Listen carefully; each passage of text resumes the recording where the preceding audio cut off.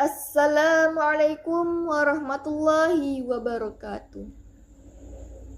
Alhamdulillah rabbil alamin wa bihi nasta'in wa ala umuri dunya waddin wa ala alihi wa sahbihi ajma'in, amma ba'du. Yang pertama-tama, marilah kita panjatkan puja-puji syukur kehadirat Allah Subhanahu wa taala yang dimana ialah dapat kita beraktivitas di hari ini dan seterusnya. Yang kedua kalinya, salawat beriringkan salam tak lupa kita kirimkan kepada roh junjungan alam Nabi yakni Muhammad sallallahu alaihi wasallam dengan lafaz Allahumma sholli ala Sayyidina Muhammad wa ala ali Sayyidina Muhammad. Hadirin yang dimuliakan oleh Allah,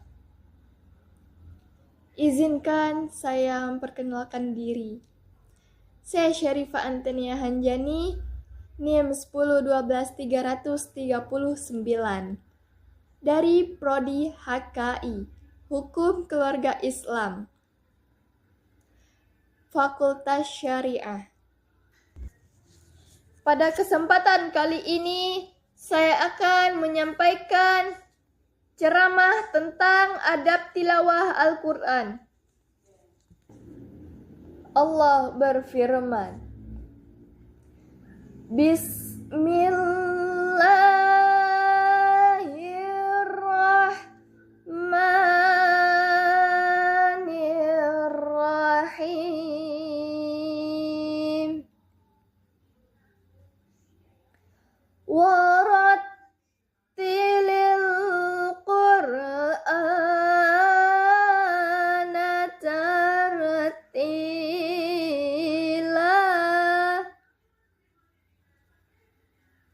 Dan bacalah Al-Quran dengan tartil, perlahan-lahan.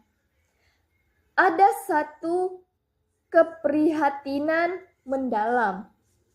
Ternyata umat Islam kurang banyak berperan dalam kancah peradaban akibat meninggalkan Al-Quran. Baik meninggalkan secara hakiki, yakni tidak bersentuh oleh Al-Quran dan ayat-ayatnya sama sekali,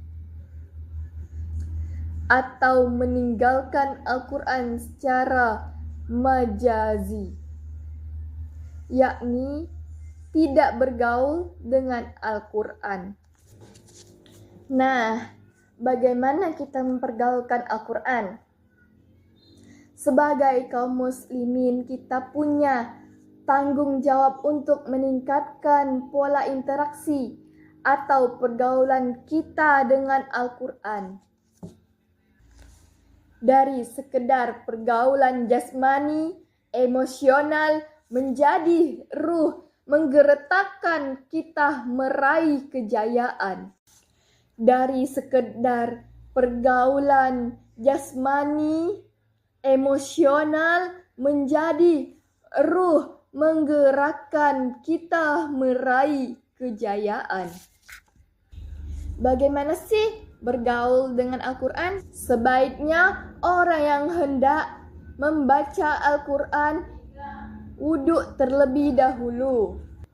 Ada beberapa adab untuk mengawali interaksi dengan Al-Quran. Yang pertama, sebaiknya orang yang hendak membaca Al-Quran berwudu terlebih dahulu. Dua, memperhatikan adab-adab yang baik saat membacanya, seperti duduk bersila, tidak boleh bersandar, tidak boleh dengan posisi seenaknya, atau posisi yang menunjukkan kecongkakan. 3. Keadaan paling baik dalam membaca Al-Quran saat berdiri dalam sholat dan dilakukan di masjid. 4. Membaca dengan khusyuk dan wudu. Jangan tergesa-gesa, karena sikap ini adalah dari syaitan sedangkan perlahan-lahan datang dari Allah. Dan kelima, membaca Al-Quran dengan diawali ta'awuz. A'udzu billahi minasyaitonir rajim.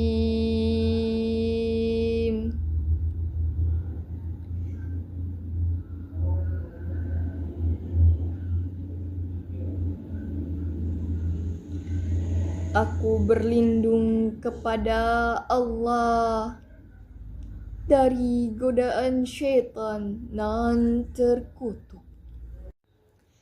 Membacanya dengan suara yang baik dan merdu. Hiasilah Al-Quran dengan suaramu. Membacanya harus pula dengan berpedoman dengan ilmu tajwid, karena salah dalam memanjangkan dan atau memendekkan akan merubah makna bacaan, sehingga bertolak belakang dari pemahaman asalnya. Ini berarti tidak akan menambahkan hidayah, justru akan menambahkan murka Allah. Memahami terdapat ayat-ayat yang dibaca. Bila belum bisa, dapat menyimak dari Al-Quran terjemah yang sudah banyak tersebar. Mendengarkan dan menyimak dengan tenang ayat Al-Quran yang dibaca. Berusaha semaksimal mungkin untuk mengamalkan kandungan Al-Quran terhadap sedikit demi sedikit. Berdoa setelah membaca Al-Quran dengan doa-doa matsur yang diajarkan Rasulullah sallallahu alaihi wasallam. Ada satu keprihatinan mendalam. Ternyata umat Islam kurang banyak berperan dalam kancah peradaban akibat meninggalkan Al-Quran. Baik meninggalkan secara hakiki, yakni tidak bersentuh oleh Al-Quran dan ayat-ayatnya sama sekali, atau meninggalkan Al-Quran secara majazi, yakni tidak bergaul dengan baik dengan Al-Quran. Pola hubungan dengan Al-Quran. Ada beberapa macam pola pergaulan kaum muslimin dengan Al-Quran. Interaksi jasadi secara fisik, yakni menjadikan Al-Quran sebatas panjangan, hiasan, atau bahkan sebagian ayatnya dijadikan raja atau mantra-mantra. Bukan begitu, teman-teman. Interaksi secara akhifi, ikatan emosional, yakni sebagian umat Islam tidak pernah membaca atau menghafal, apalagi mengamalkannya. Akan tetapi bila Al-Quran dihina serta mantra, ia akan segera tampil dan bangkit membelanya. Interaksi ruhani, yakni adanya ikatan batin dengan Al-Quran, karena nilai-nilai Al-Quran telah bersemayam di hati. Merasakan Al-Quran dapat menenteramkan jiwa dalam segala kondisi. Ini keterikatan yang baik dengan Al-Quran.